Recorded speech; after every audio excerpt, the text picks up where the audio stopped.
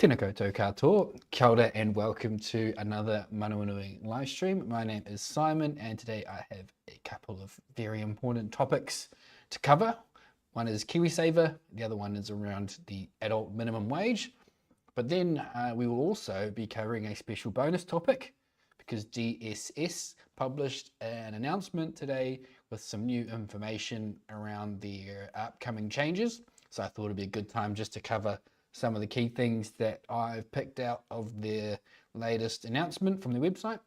And hopefully we can cover off any of your questions that you may have. So please feel free to ask away in the comment section if you have any questions, and I will get to them once I've covered off my updates, but feel free to pop it in the comments whenever you're ready. Okay, the first update, before I get into my updates, also, if you missed the last live stream, I did mention that I was having a week break to have my tonsils removed. So if you see me drinking some water or just attending to my throat, please forgive me. It is still a little bit tender. And if you have anybody who is considering having their tonsils removed or needs to have their tonsils removed as an adult, I will echo the same advice people gave me, is that it is quite painful, very uncomfortable, and takes a while to recover. And the best advice is lots of cold, soft food, ice creams, ice blocks, yogurt, jelly was a staple in my diet for the last week or so. So yes, the first update I will cover is the adult minimum wage. That is increasing on the 1st of April to $23.95. So that means everybody who is an employee for you on minimum wage or below that amount for an hourly rate needs to be updated prior to the 1st of April. It would be quite helpful if you could make that change yourself, please. If you go into the portal, go to all of your permanent or casual or part-time staff and make sure that their hourly rates are at least $23.95. If you don't do it, we will be notifying all payroll employers that we will be making that change automatically because we do not want people to be accidentally paid less than the minimum wage hourly rate, because that becomes an issue for you and an issue for us when we need to do adjustments for a pay slip or timesheet. So that is the minimum wage. The next change that is coming on the 1st of April is the minimum Kiwisaver contribution rate. So this was announced last year and is now coming into effect in April. The minimum contribution rate is increasing from 3% to 3.5%. That is for employees and employers. So for all payroll staff, payroll customers, we will be automatically updating the employer contribution rate to 3.5%, and also all of the employee rates, if they are at 3%, will go up to 3.5%.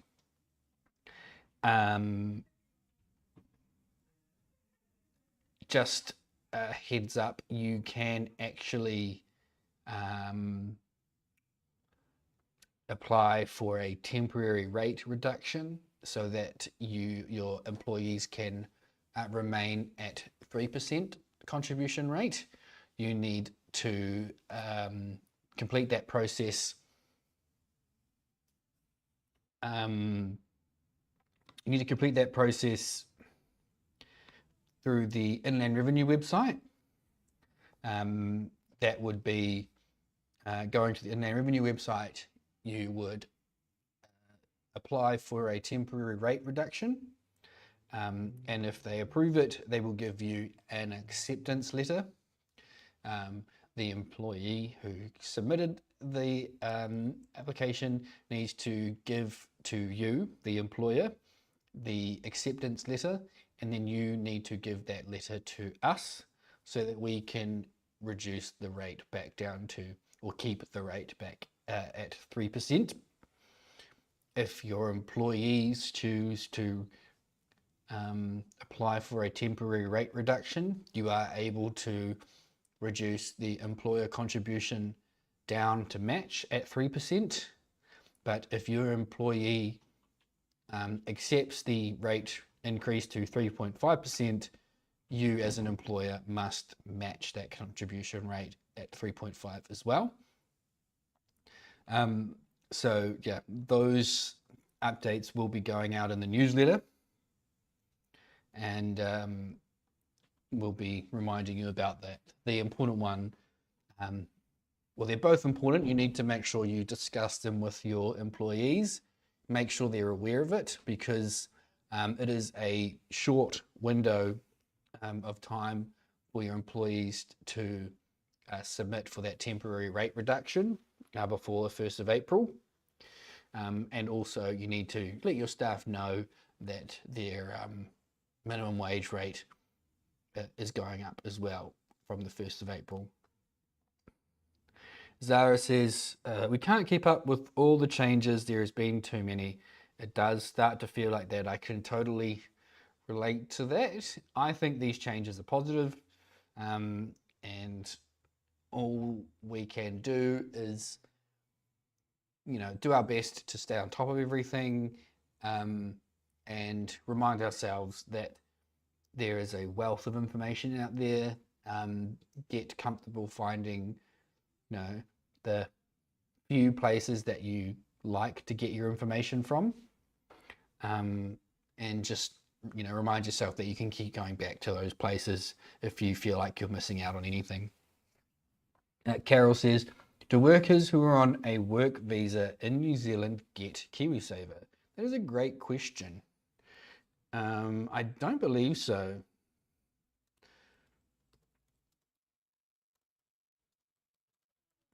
I'm just Googling it really quickly for you. So if they're on a working holiday visa, they don't. So the only people who are eligible are a New Zealand citizens or hold a resident class visa. That's from Google, so don't take it as correct employment advice. But so yeah, Carol, it's only if they meet the eligibility criteria of being a citizen or hold a residence class visa, then they can get Kiwisaver. Deborah, the question I thought was going to come sooner, but has come. Any talk of funding increase to cover the extra costs?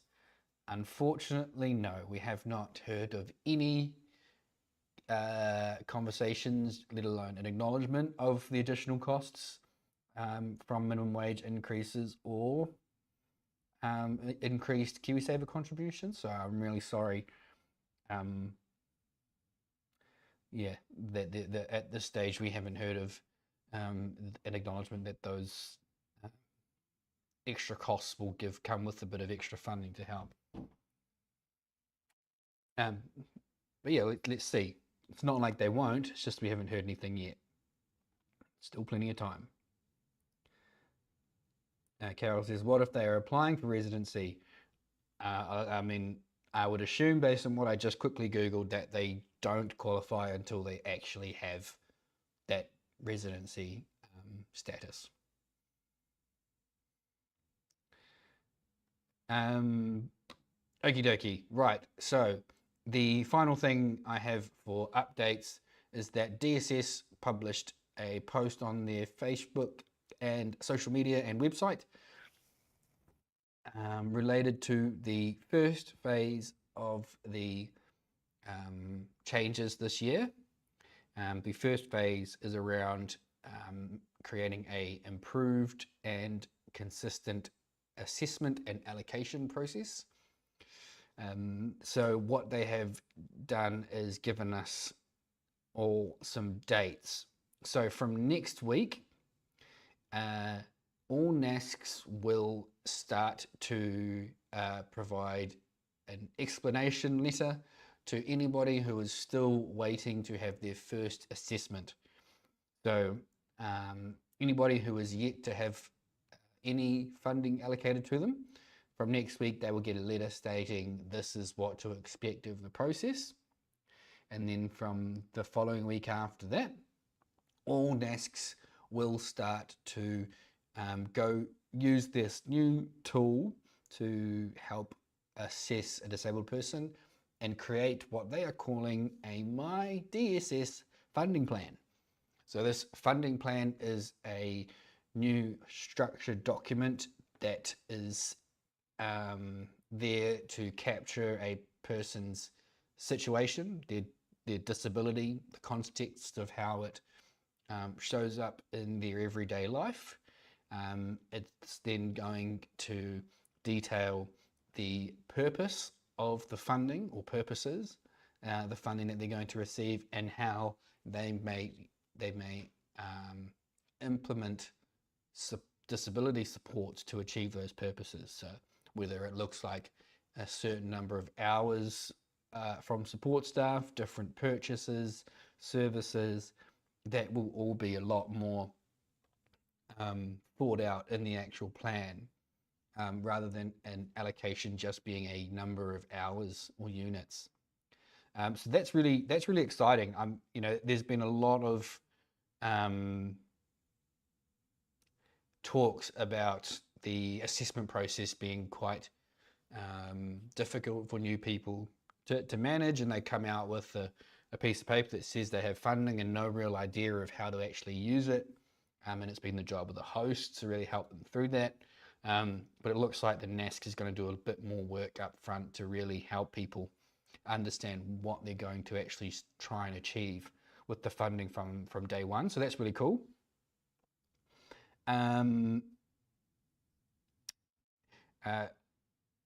So that funding plan will be what everybody ends up with once the reassessments resume. So if you remember, I've mentioned many times that they said reassessments will be on pause until October.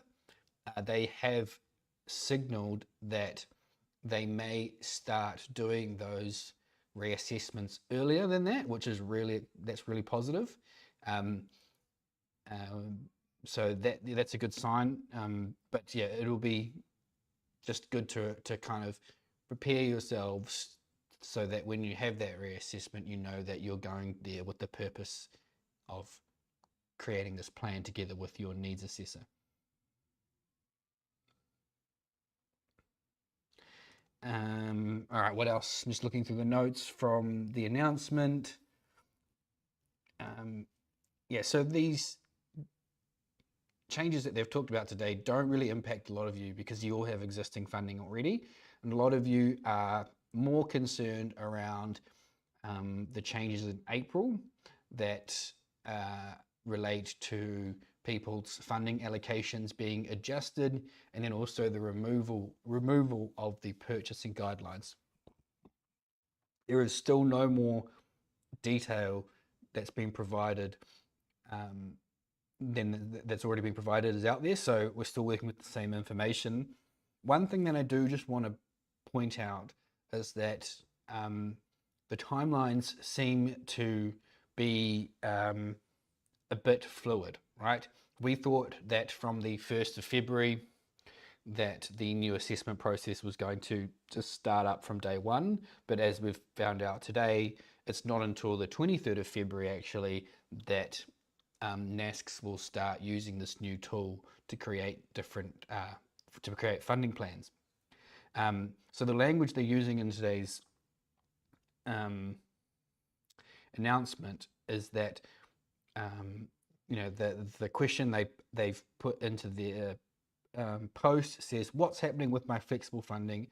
When will we hear more about that?" The information they have said is that the changes to flexible funding are coming in April. DSS is committed to share more information on how budgets will be set and communicate to individuals in advance of the April changes, and you don't need to know anything for now. So that's good, but what I just want to say is that there is no mention of 1 April anywhere on the DSS website. So it may be that the removal happens sometime in April, but not actually from the 1st. And I just want to highlight that because I really don't want people to get excited, to rush out there from the 1st of April with the expectation that they can start purchasing anything ahead of time and then get caught out into a situation where actually, well, the rules haven't been removed yet, and there might be some extra guidance around why those things aren't need prior approval before you can purchase it. So I really just want people to kind of get into the mindset of maybe it won't just be this instant change from the 1st of April, and that we just need to wait for more information from DSS later on. I've just seen a huge amount of questions come through, so I will jump in and start answering a few of them.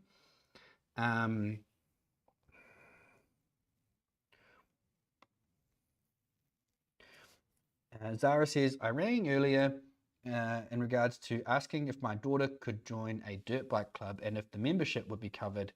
It's part of her goals and would it be acceptable? Yeah, so from our understanding, what you'd have to say is that joining a dirt bike club is linked to one of the purposes that can justify disability support related funding. So maybe it's to do with improved social skills and communication and being involved in a community and physical activity. All those could be potential purposes for what the funding can be used for, and that would be good enough to justify the cost of a dirt bike membership. That is a hypothetical situation. I don't know what's going to happen if that's what, how things will work. That is my assumption, is that you will be able to say a lot more easily how a purchase relates to the disability and be more confident that something can be approved. Okay. Alan says, do we know anything on if we can pay for things like speech and language therapy again? With the removal of the purchasing guidelines and the information that we have available around the guidance that your funding will be used to address barriers related to your disability, I would assume that you could pay for things like speech language therapy, because you could quite easily argue that the disability creates a barrier around communication with people, and that a speech language therapist would help remove or address that barrier created by the disability. Does that make sense?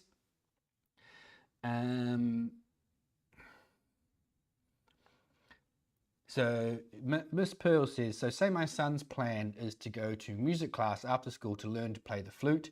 To help him with this class, which also provides respite, he wants to purchase a flute to help encourage this activity. Yep, I would say that's going to be okay.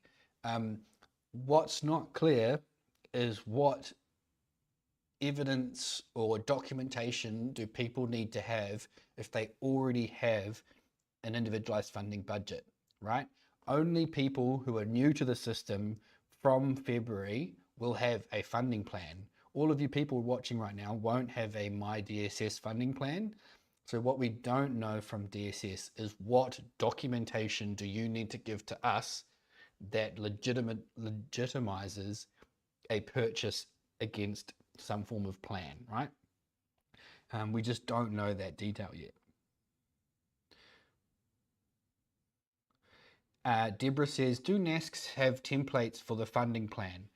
So there is some tool that all NASCs have access to, and what it does is it takes in information that they collect by discussing and meeting with the disabled person, and it then spits out the other side a document called a My DSS funding plan, and that funding plan has a lot of detail around the disabled person and how the disability shows up in their everyday life in terms of barriers, challenges, but also information around, their likes, hobbies, interests, their family dynamic, so that the funding is allocated against what they're calling purposes.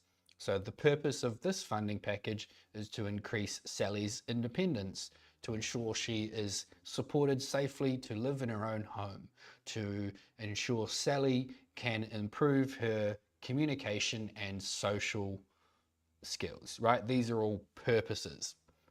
And then what a person within a funding allocation will have is the flexibility to say, how do I spend the funding to achieve that purpose? Is it hours of support from an employee? Is it a purchase of an item or technology? Is it a service like swimming lessons, music lessons, So that is how it is going to work for those people who are new to the system. They'll have the plan. But what we don't have the detail is, how do people justify a purchase if they don't have a plan?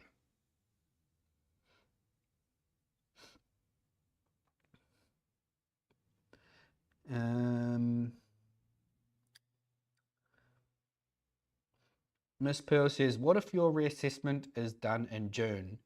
Does this mean I wait till October? No. So what that means is, if your funding ends before October, they will just instantly roll you over with the same amount of funding without a conversation, unless there is a desperate need for a reassessment. And then the following time your funding renews, you'll go and get your full funding plan.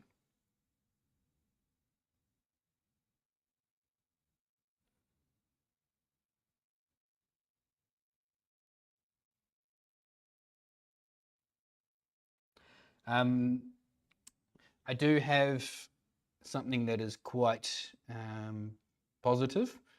I have sent out an initial invitation to some staff at DSS, and I've invited them on to a live stream, and they have said that they are interested. So that is all I can say at the moment. We don't have a date or topics, but they're very keen to come on a live stream and talk about the upcoming changes. So hopefully before April, we will have somebody on and we will talk about, allocation adjustments. We will talk about the removal of purchasing guidelines. We will talk about this concept of what needs prior approval. We will talk about how do people who don't have a funding plan justify their purchases or their, spend in general. Yeah, we will have that conversation, and we will be able to answer your questions live on a live stream with people from DSS. So they've only said that they're keen. We will work out the dates, and we will give people plenty of notice before that happens.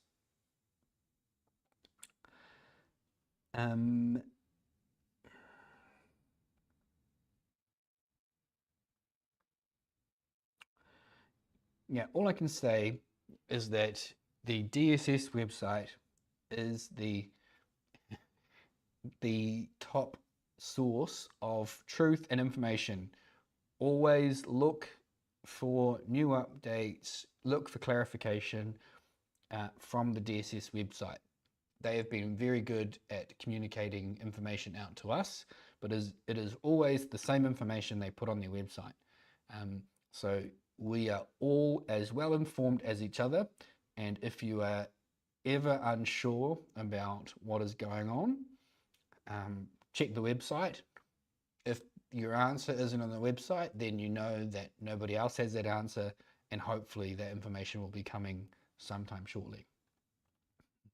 Karen says, have they said what the spending limit for items before approval is yet?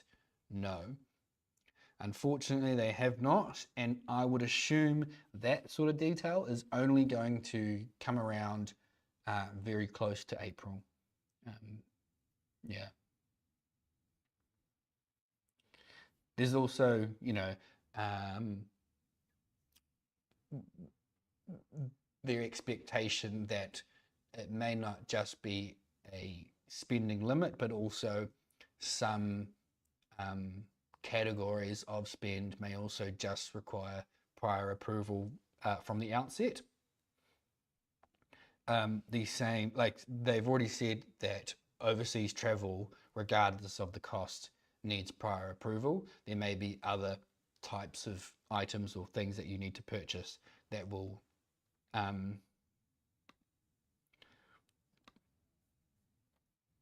need that sort of approval regardless of the price. Just checking the stream is still all good. Okay, everyone can see it. Diane says, "What is the name of our beautiful sign language lady? I am ashamed I don't know." This is Rachel. She is a live stream stalwart. She's been with us since the beginning back in 2020, so over 5 years of support for us here at Manawanui. We love Rachel. She's available if you need her. You can book her through an interpreting service and ask for her directly. Pauline says, "Hi Simon, do you know a little about the new changes for carers and what the funding will allow as respite usage?" Oh yes, that's something I didn't pick up earlier. They have mentioned that in this new assessment tool that everybody has, there is specific consideration of whānau carers and what that might mean in terms of respite support. So it seems like as part of the My DSS funding plan is that it will talk about what does respite look for that disabled person. Does it mean that my mum and dad, who do all of my nightly cares, are able to pay for 3 nights a year for a hotel so that they can stay away, they can stay away for the evening and they can bring in carers to look after me for that time. Some of those things that were possible a few years ago that aren't possible currently. So just what it means is that there's going to be a specific part of the funding plan that describes how respite is achieved and who is involved in your life. That means that they will get some form of benefit or involved in the process of respite being achieved, right? Hopefully that makes sense. Miss Pearl and Veronica are talking about payroll being late. They are a little bit short-staffed this week. There's a few people sick, so they are probably just working beaverishly hard to get that done for you.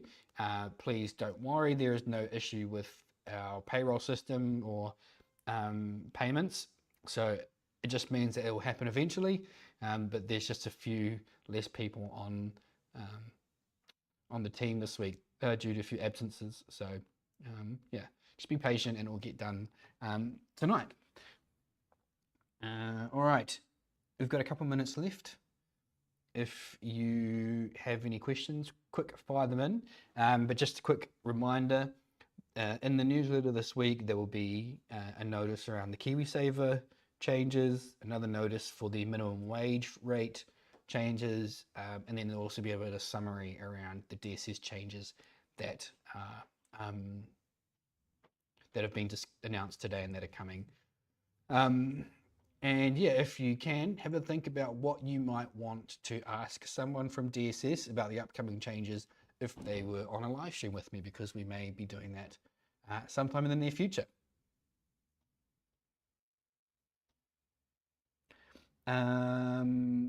Diane says, "Simon, you need to go have some ice cream. Hope you heal soon. Thank you." Yep, I will be having a nice big bowl after dinner tonight. And Zara says, "Quick question, what happens to IF once your child turns 18? Nothing. It continues on. You are in the picture as their agent up until they decide they want to take on that responsibility themselves, or you can continue on as normal. There is no change to IF between someone who is under 18 and over 18. There obviously will be a difference in the level of support needs because they're not at school during the day, probably, or maybe about to leave. So maybe there's a difference in need there, but the overall structure of IF doesn't change. Right, we've hit 5 o'clock. That's it for today. I hope you enjoyed today's live stream. There was a huge amount of discussion and engagement today. I love it. Thank you very much to you all for tuning in. I will be here again next week for another live stream. I hope you have a fabulous evening, and I will see you next time. Ka kite.